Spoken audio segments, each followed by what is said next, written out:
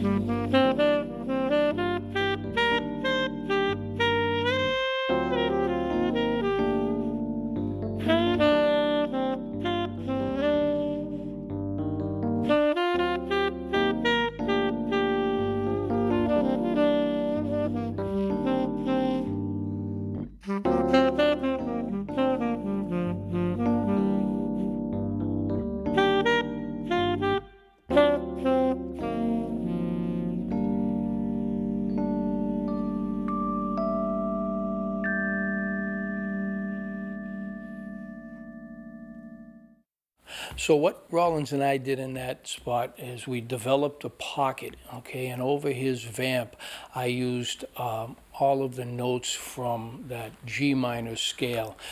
Basically, I was improvising with the 1, flat 3, 4, 5, flat 7, back to the root. Once in a while with the sharp 4 in there to give it a little bit of a blues connotation. So it's up to you to figure out how you can play this quasi-minor pentatonic scale sound without sounding too scalular or too intervallic, and keeping the pocket in at the same time. So the pocket, I mean, again, sounds something like this.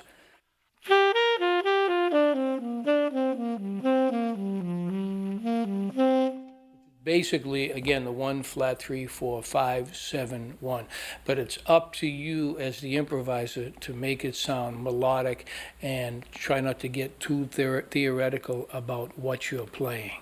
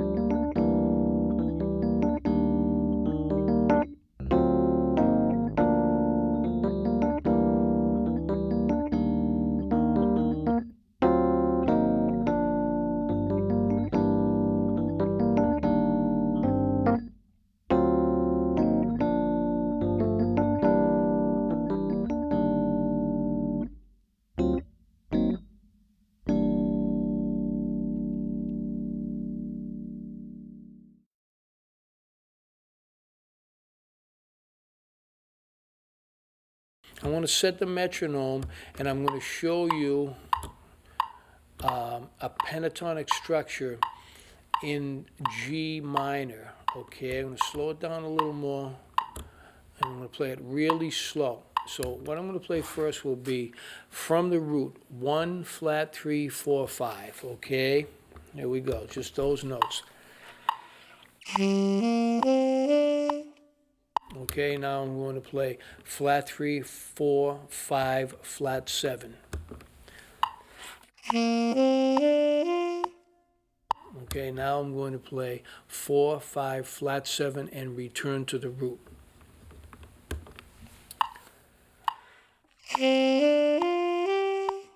Okay, so now if I link that whole thing together, it's really just going up the pentatonic scale, but in strict time. So I'll overlap it a little bit, but it's still, again, just those notes. 1, flat 3, 4, 5, flat 7, return to the root, and then all of the respective notes above that root.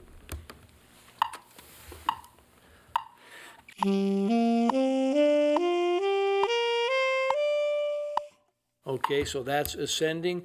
I'm going to do the same thing, ascending and then descending, still using the same notes.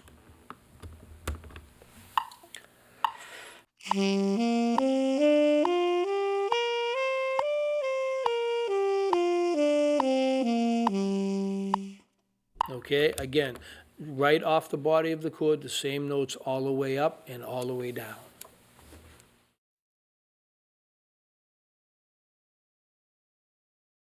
Okay, so now I'm going to take that same pentatonic scale and I'm going to arpeggiate it for you. So with this arpeggiation, it'll give you a rhythmic variation, okay? And this is when you start to get into varying your groove, and rather than playing the scale or the pentatonic just up and down, it gives you a point of departure in terms of the rhythmic flow.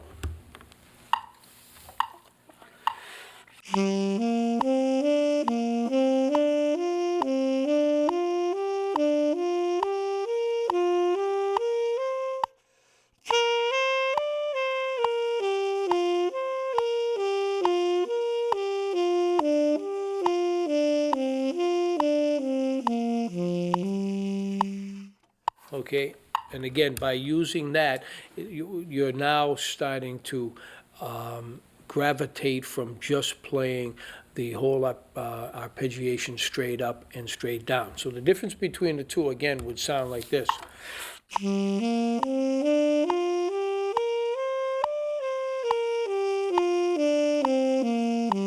And you notice I'm playing it in strict time. Now here's the arpeggiation varied.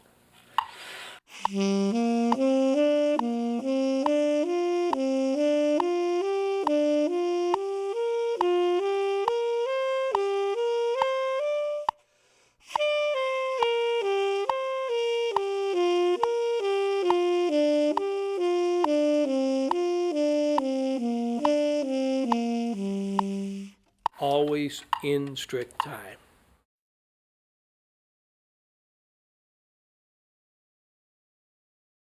So here we go with a slight improvisation over G minor. 2, 4.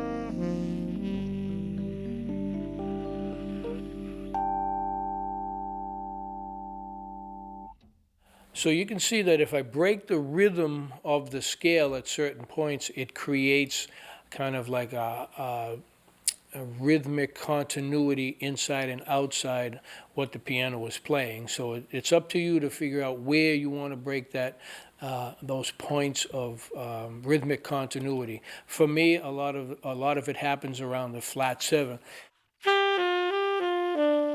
and going down to the 4.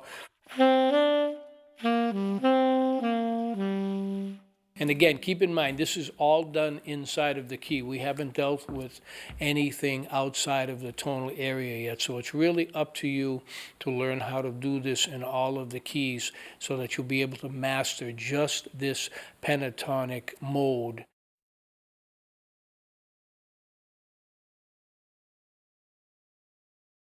Okay, so now I'm going to take that arpeggio and I'm going to bounce it around a little bit, okay? And I'm going to double time it so you can see the effect that even these notes that are within side of the scale, this effect it causes from you double timing and moving around. You can come up with your own versions of pentatonics, and people have been doing this for years, but you can still find ways to have differentiation, okay?